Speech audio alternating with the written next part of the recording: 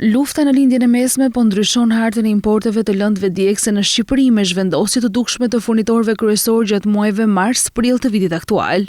Të dhënat tregojnë se disa furnitorë që kishin peshë më të madhe një vit më parë kanë humbur terren, ndërsa Arabia Saudite, Greqia dhe Algjeria janë forcuar ndjeshëm. Në muajt mars-prill 2025, importet e lëndëve djegëse në vlerë dominoheshin nga India me rreth 2.37 miliard lek, pastaj rënditeshin Arabia Saudite me 1.65 miliard lek, Greqia me 1.62 miliard lek dhe Turqia me 1.35 miliard lek. Peshë të rëndësishme kishte edhe Kuvaiti me rreth 1.2 miliard lek, por një vit më pas rënditja ka ndryshuar ndjeshëm. Në periudhën mars-prill të vitit aktual, Arabia Saudite u kthye në furnitorin kryesor në vlerë me rreth 6.45 miliard lek importe, gati 4 herë më shumë se një vit më parë.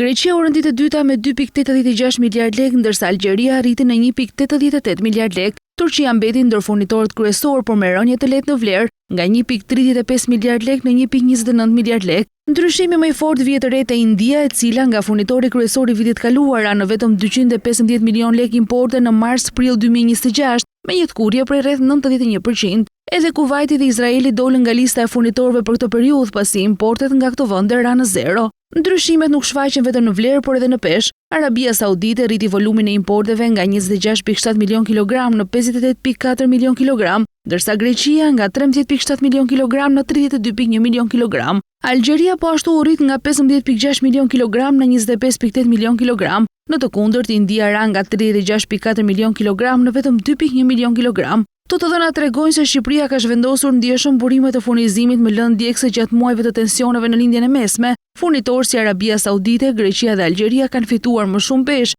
ndërsa India, Kuvaiti dhe Izraeli kanë humbur terren në tregun shqiptar të karburanteve.